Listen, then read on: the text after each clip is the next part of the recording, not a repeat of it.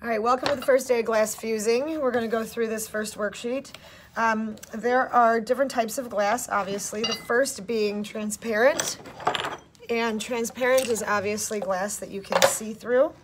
There's opaque glass, glass that you cannot see through. It is solid, opaque.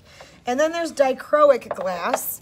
Dichroic is really awesome, but it's also super expensive. Dichroic glass has that shiny layer on it. There is black dichroic, and there is also clear dichroic. And this is shiny also, and you can see through this. So I like to keep all the pieces of dichroic together over here and over here. Again, there's black, opaque, and clear dichroic. Sometimes clear dichroic has a texture on it. So this bag is probably about 20, 25 bucks worth of glass. So when you do choose to use dichroic glass, you would want to use it just for an accent instead of all over. Otherwise your piece, we like to spread the love around. There on glass, frit is like all the little sandy, the glass pieces that fall off and it looks like sand and you can sprinkle it on. We make that ourselves if we're going to use it. I don't buy it anymore. So there are three coefficients of glass. We have a coefficient 90, coefficient 96, and a coefficient 103. And the reason this is important is because they have different fusing temperatures. So when we go to fuse this together, we use a coefficient 96. It has a specific temperature that it melts and fuses at. Some people have been like, oh, my grandma does stained glass. Can I donate all the glass to your program? And I'm like, do you know what coefficient it is? And they go, no. And I said, well, I can't use it then because if it does end up being a 90 and I fire it with a 96, it's going to crack. It just doesn't mesh together very well. So you have to know what coefficient is, and we use a 96. Geometric shapes are definitely easier to cut than organic shapes because glass likes to break in a straight line when stressed. If you've ever seen if you've ever broken a piece of glass, you know that it breaks in triangles and shapes like that. It doesn't break in nice circles and leaf shapes and organic shapes like that. You always want to score on the smooth side. So when you do have glass, if there's a texture on this side, kind of like on our dichroic, I would not be scoring on the side that has all these bumps here. This one has a slight texture on this side, so I would score from this side, the back that's smooth. Keep the oil hand cutter perpendicular to the surface of the glass. So when you go to score, this is your oil hand cutter. It's called a pistol grip, clearly, because you grip it such as a pistol. And this is a diamond bit down here. And when you go to cut glass, you always want to keep this perpendicular to the glass. What you don't want to do is put your finger here and cut on an angle. That's not going to work. You keep it down, you put your thumb on top, and you got to put your elbow into it, put your shoulder into it. Make sure that when you go to cut, you keep this up and score it. You can hear that score line right there. You get one chance to score. What you don't want to do is run it back and forth like that. That doesn't work. We're not trying to cut through the glass. We're trying to make one score line. Running the score line means that you take the runners right here. This is one of our glass tools. And there's a black line on it, and it's got a little sad face. Can you see the little sad face in there? Yeah. Yeah. See? Happy face, it's not going to break the glass. Sad face will definitely break the glass. There's a black line on top of these runners. And what you do is you line it up with your score line right here, and all you have to do is pinch, and the glass breaks exactly where that line is. You can come down here, and I can show you this, and do you see how that kind of went crooked? It's not as straight as this line because I scored back and forth. Again, you get one chance to score. Keep your thumb on top, put your shoulder into it. Nipping off the corners to round out the glass.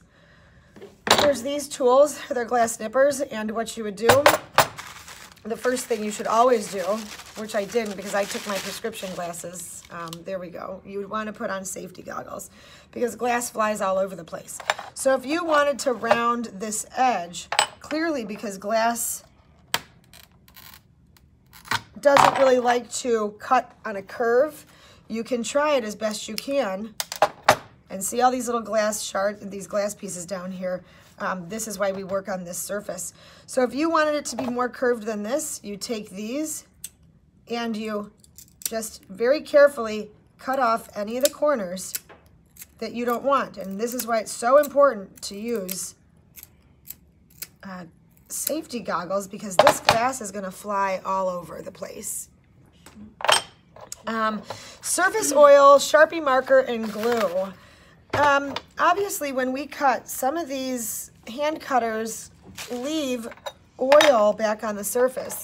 When you go to put your project together, like the mosaic, what you'll need to do is have a paper towel next to you and wipe off the oil that's on the surface. If you have Sharpie marker on the surface, that's fine. This Sharpie, if you glue it down this way and the Sharpie marker's on top, it'll burn off. You're not going to see it.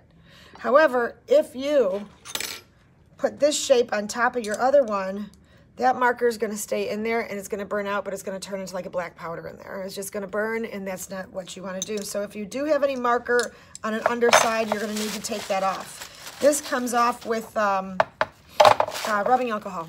So you can just get some rubbing alcohol and clean that surface off before you glue it onto the other surface. I'm sorry? Do you have any alcohol here? We do have some rubbing alcohol here. I have a question. Yeah. How is it that the glass doesn't, like, cut your hands? Yeah, I was gonna ask that. It will cut your hands. If you notice how I handle the glass, I try to hold it this way. I would never hold it this way on the edge because, yikes, no. It's like Nevada. This is where the sharp part is. Yeah, because I just didn't know when you were rubbing off the corners after. Right, and the other thing is when you rub off the edges, you don't want to rub it this way, because what's going to happen? It's going to cut through the paper and cut right through my hand. So notice that you always want to be, I pull away from it. So just clean it that way, yes? Has there ever been an instance where like the glass just completely shatters when they try to? When they try to run the score line? Yes, and the reason it totally shatters, and I can try to do it, I don't like doing it, but I'll try. They score on this side. There's my one score line. And then they take the happy face instead of the sad face with the black line on top here and lining it up with the score line. They do it upside down. Kids will do it upside down. And this is where, you know, yeah. And it doesn't want to score. Do you see how hard I'm pushing here? It just doesn't want to. Or kids have tried to just like go this way with it and it just shatters. So you really have to be aware that this black line is on top of that score line and you can feel it. And look at how easy that is. That's so satisfying. It's very satisfying. So back to this. You can nip off the corners to round off the glass. Surface oil, Sharpie markers, and glue needs to get wiped off. And when you glue your mosaic together, you just need a little dab will do you. Fusing glass likes to be fused 3 layers, 6 millimeters thick. That's just the chemistry of the glass.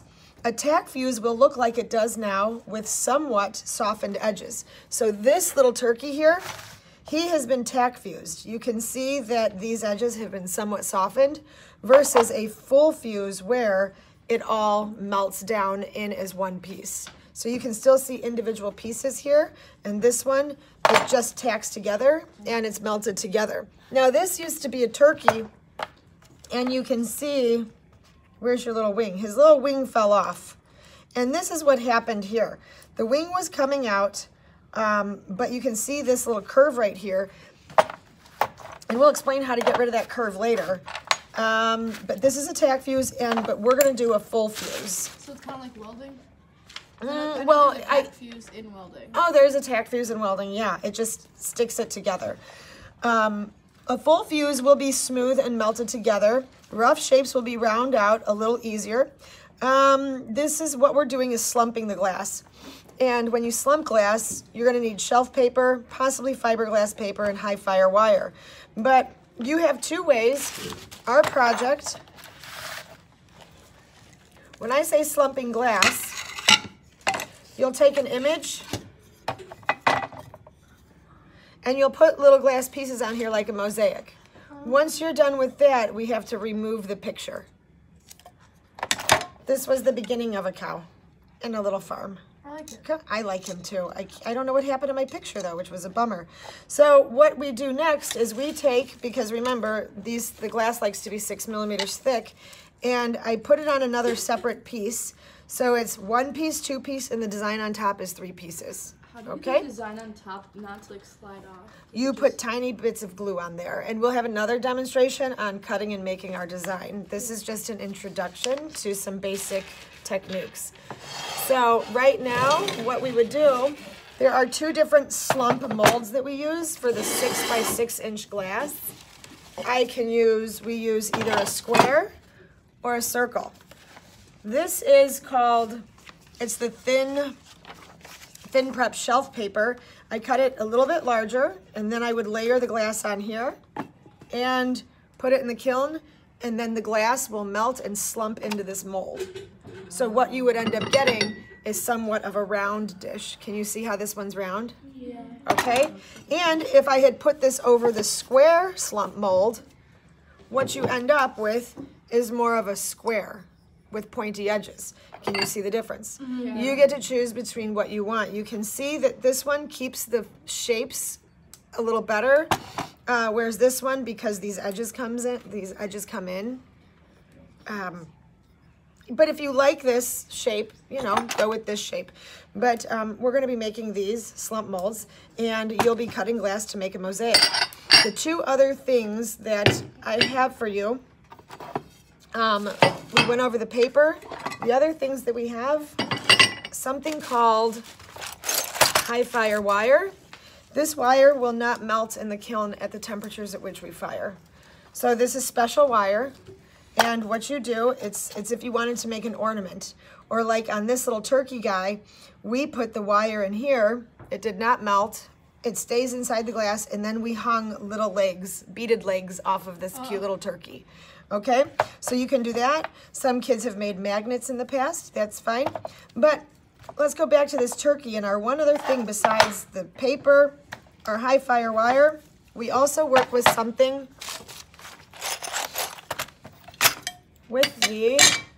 it was here earlier. There it is right there. Can I have those thank you. This is fiberglass paper. This will not burn up. It stays as it is. It will turn softer and break apart, but you cut this, and this is interesting to cut because you can actually hear it in there, the crunchy. So I'm just gonna cut this. Can you hear what's in there? So if he didn't want his little wing to slump down like this, he should have done this and supported the glass underneath it so that it stayed and stuck out, because you can see how the glass was here and then it fell down in the kiln. Does that make sense? The other thing you can do is when you're layering glass, if you're choosing to layer some glass, you can take a few layers of this, really skinny, put it in there, put a piece of glass over it, and what happens is this side will melt down over it. This will not burn out, so you'll have a hole going through so you can make necklaces and things like that. All right, so that is the beginning of the tools and what we use. You will be using a piece of paper, glue, and we'll go over the setup and your first part of your project of practicing in the next video.